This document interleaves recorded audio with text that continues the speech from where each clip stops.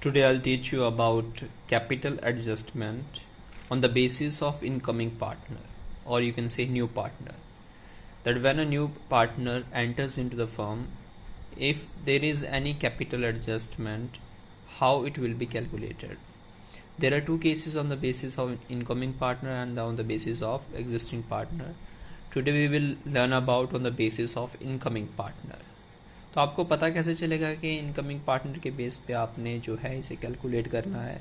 ये क्वेश्चन में लिखा होगा, जैसे the capital of the partners to be adjusted on the basis of the name of incoming partner.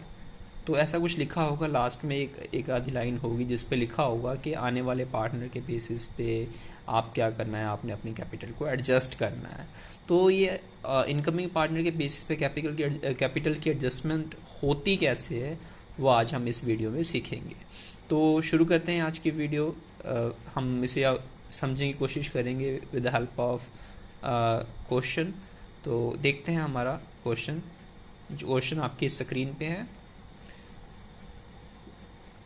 तो क्या लिखा है क्वेश्चन में कि A and B are partners in a firm sharing profits in the ratio of 3:1.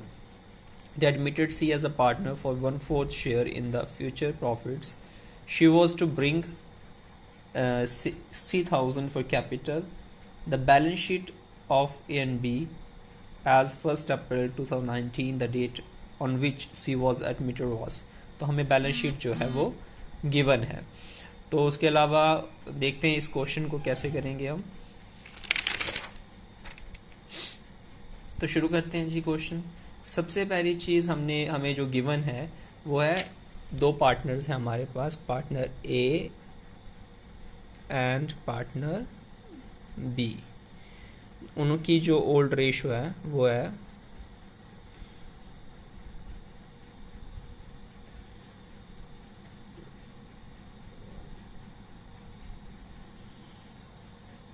That is 3:1। क्योंकि हमें कोई information given नहीं है तो यही उनकी जो है सेक्रीफाइसिंग रेशो हम मानेंगे।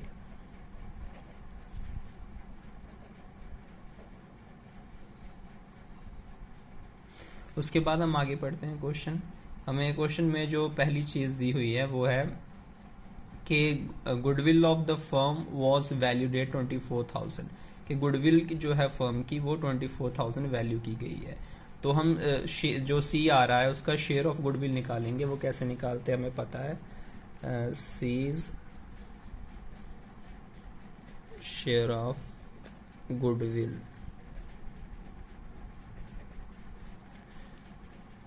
वैल्यूड जो है 24,000 है, इनटू सी का शेयर जो है वो है 1/4, तो आ जाएगा हमारे पास 6,000।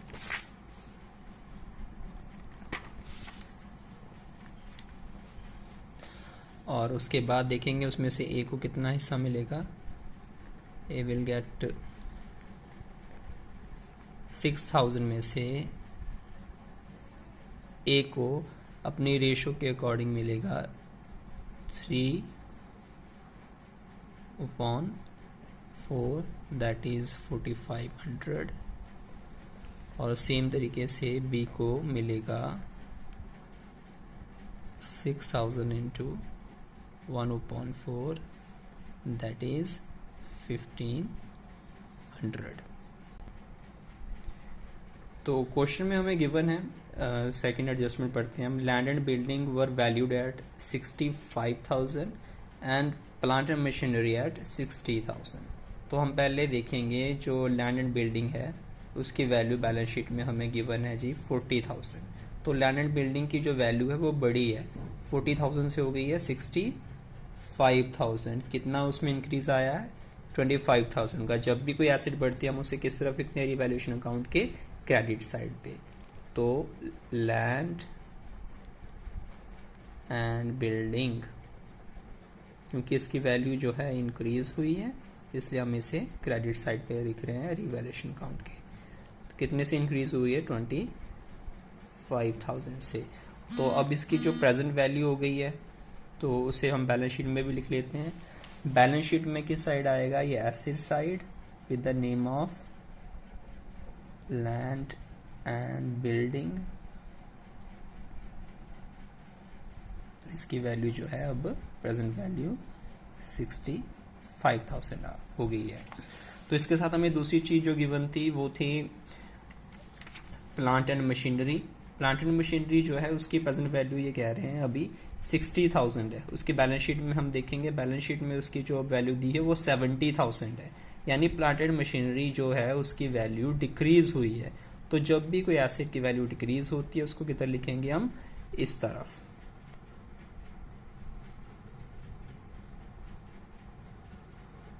प्लांट एंड मशीनरी, उसकी वैल्यू कितने से डिक्रीज हुई है, 10,000 से। और सेम चीज़ हम रिकॉर्ड करेंगे बैलेंस शीट में। बैलेंस शीट में ये किस साइड आएगी, ये आएगी एसेट साइड। तो हम इसमें बैलेंस शीट में इसकी प्रेजेंट वैल्यू लिखेंगे प्लांट एंड मशीनरी की। आपने पूरा लिखना है, मैं शॉर्ट में लिख रहा हूँ, दैट इज 60,000। और नेक्स्ट एडजस्टमेंट जो हमारे पास है that is provision for doubtful debts was found in excess by 400। यानी जो प्रोविजन फॉर डाउटफुल डेट था वो 4,000 एक्सेस में पाया गया। मींस वो 4,000 से अब हमने क्या करना है, उसको 4,000 जो एक्सेस था उसे हम खत्म कर देंगे। तो प्रोविजन फॉर डाउटफुल डेट जो है वो किस तरफ आएगा, इस तरफ। प्रोविजन फॉर डाउटफुल डेट आपने पूरा लिखना है, दैट इज 400। तो ये बैलेंस शीट में भी जाएगा। हम पहले देखेंगे हमें पुरानी बैलेंस शीट में कितना गिवन है, दैट इज 35,000। तो 35,000 हमें गिवन है। और उसके बाद हम उसमें पहले हम लिखेंगे इधर डेटर्स। डेटर्स हमें गिवन है 35,000, लेस करेंगे उसमें से प्रोविजन फॉर बैड डेट, वो है 600। तो हमारे पास आ गया 34400। और हमारी नेक्स्ट एडजस्टमेंट है liability of 1200 included in sundry creditors was not likely to arise. यानी जो लाइबिलिटी थी क्रेडिटर्स की अब वो नहीं रही, तो वो हमारी जो है लाइबिलिटी वो कम हो गई है। तो वो किस साइड आएगी, इस साइड पे। रिवैल्यूएशन अकाउंट की हम क्रेडिट साइड पे से लिखेंगे क्रेडिटर्स जो हमारे कम हो गए हैं। हमारे क्रेडिटर्स कम हुए हैं 1200 से। उसे हमने जो है अभी बैलेंस शीट में भी लिखना है। बैलेंस शीट में क्रेडिटर्स की हमें वैल्यू दी हुई थी। जो पहले हमारे पास क्रेडिटर्स की वैल्यू थी वो थी 70,000 और अब उसमें से हम माइनस कर देंगे जो ये 1200 हुए हैं। तो उसकी जो फाइनल वैल्यू है वो हमने यहाँ पे लिखनी है, जो प्रेजेंट वैल्यू है। क्रेडिटर्स जो है अब वो बच गए हैं 68,800। तो नेक्स्ट उन्होंने लिखा है the capital of the partners be adjusted on the basis of C's contribution of capital to the firm. यानी इनकमिंग पार्टनर जो सी है उसके बेसिस पे हमने कैपिटल जो है उसकी एडजस्टमेंट करनी है। तो पहले उसकी एडजस्टमेंट कर लेते हैं। कैपिटल एडजस्टमेंट कैसे करेंगे, उसका बहुत ही आसान तरीका है, बहुत ही सिंपल है, आप ध्यान से समझिए इसे। पहले हमने क्या करना है, टोटल कैपिटल तो देखनी है। Total capital of firm after C's admission, यानी सीज की जो एडमिशन हुई है उसके बाद टोटल कैपिटल कितनी हुई है। तो वो कैसे निकालेंगे हम, उसको निकालने का तरीका होता है जो सी आ रहा है उसकी कैपिटल कितनी है 60,000 लेके आ रहा है इनटू उसके शेयर का जो है रेसिप्रोकल, उसका शेयर था 1/4, तो हम उसका रेसिप्रोकल कर देंगे दैट इज 4/1, वो आ जाएगा हमारे पास 2,40,000। उसके बाद लेस करेंगे हम सी की कैपिटल, उसमें से लेस सीज कैपिटल। तो सी की कैपिटल कितनी है हमारे पास? सी की कैपिटल हमें गिवन है 60,000, तो लेस करने के बाद हमारे पास आ जाएगा 1,80,000। 1,80,000 जो है उसको हम ए की कैपिटल को उसका प्रोपोर्शनेट करेंगे और बी को भी उसके प्रोपोर्शनेट करेंगे। तो एज प्रोपोर्शनेट कैपिटल निकालेंगे, वो कैसे? एज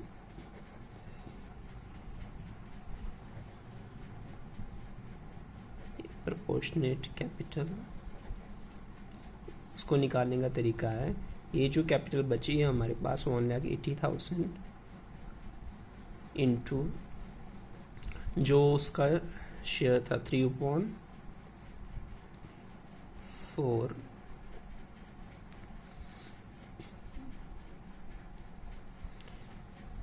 वो आ जाएगा हमारे पास 1,35,000। और सेम तरीके से बी का निकाल लेंगे, वो भी आएगा 1,80,000 इंटू 1/4, वो आ जाएगा हमारे पास 45,000। तो हमारे पास जो है उनका हिस्सा आ गया है। उसके बाद हम इसकी एडजस्टमेंट करेंगे, आगे मैं आपको अकाउंट में करके दिखाऊंगा कि इसकी एडजस्टमेंट कैसे होती है। उससे पहले हम बाकी चीज़ें जो बैलेंस शीट में पड़ी हैं उनको सॉर्ट आउट कर लें। तो बैलेंस शीट में हमें जो जो गिवन है पहले हम उसका ट्रीटमेंट कर लेंगे, उसके बाद हम बाकी चीज़ों का ट्रीटमेंट करेंगे। तो बैलेंस शीट में हमें एक तो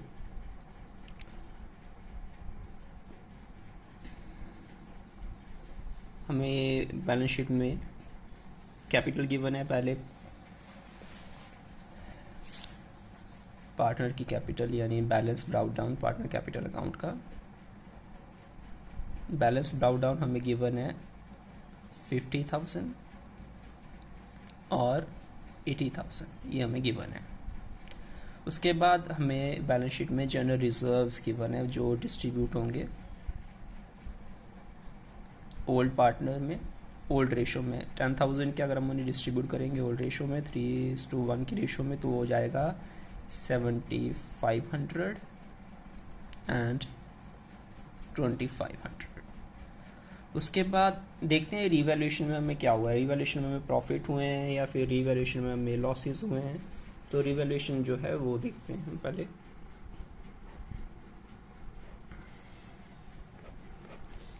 इस साइड का टोटल करेंगे, हमारे पास आ जाएगा 26,600, उसमें से माइनस करेंगे और जो बचेगा उसे हम डिस्ट्रीब्यूट कर देंगे। किसको डिस्ट्रीब्यूट करेंगे? प्रॉफिट ट्रांसफर ओल्ड पार्टनर के अकाउंट में ओल्ड रेशो में, एज कैपिटल अकाउंट में और बीस कैपिटल अकाउंट। तो अगर जो हम माइनस करेंगे इस वैल्यू में से 10,000 को, जो बचेगा उसे डिस्ट्रीब्यूट करना है हमने ओल्ड रेशो में। तो ए को आएगा 12,450 और बी को आएगा 4,150। तो टोटल हमारे पास जो है बैलेंसिंग हो गई है। उसको अब हमने लिखना होता है कैपिटल पार्टनर्स कैपिटल अकाउंट में। तो पार्टनर कैपिटल अकाउंट में रिवैल्यूएशन के क्योंकि प्रॉफिट है वो किस साइड आएंगे? इस साइड पे आएंगे। किस नाम से लिखेंगे? Revaluation account.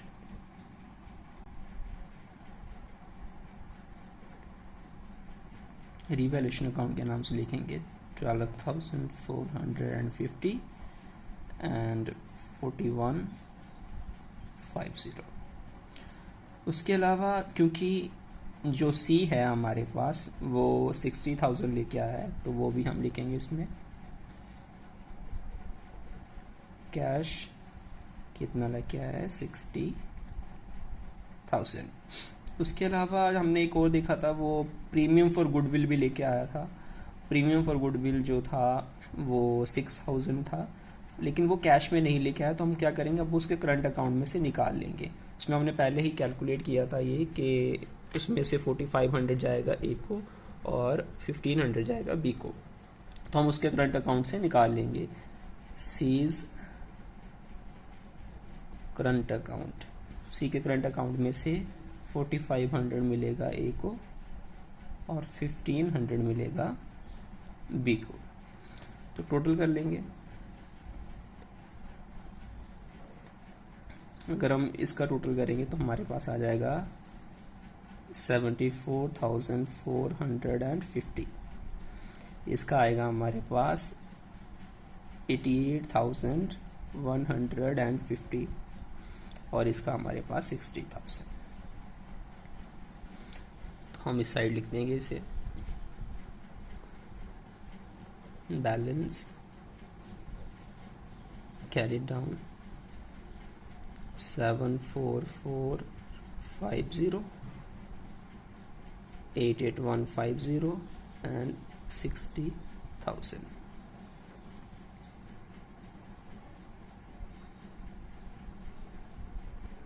सेम अमाउंट हमने नीचे भी लिखना है। ये तो आपको आता है ना बैलेंस शीट करना, जो आपने लेजर में सीखा होगा। उसके बाद हमने क्या करना है, सेम बैलेंसेस को इधर लेके आना है। बैलेंस ब्राउट डाउन, यही बैलेंस जो है वो इस तरफ आ जाएगा 74450, 88,150 एंड 60,000। उसके बाद हम देखेंगे कि हमारी एडजस्टेड कैपिटल कितनी हुई थी, तो उसको भी लिखा जाता है बैलेंस कैरी डाउन के नाम से। जो हमने एडजस्टेड कैपिटल निकाली थी, ये वाली जो हमने निकाली थी, उसे लिखेंगे यहाँ पे। तो इसके हिसाब से जो ए का बना था वो बना था 1,35,000, बी का जो बना था वो था 45,000 और सी का जो था दैट इज 60,000। अब हम देखते हैं, अब एडजस्टेड कैपिटल के अकॉर्डिंग ए का जो था उसकी कैपिटल होनी चाहिए थी 1,35,000 पर उसकी है कितनी 74,450। तो जो शॉर्टफॉल है, जो कमी रह गई है उसकी कैपिटल में, वो जो है उसे वो लेके आनी पड़ेगी। तो उसे हम लिखेंगे किस तरफ, इस तरफ।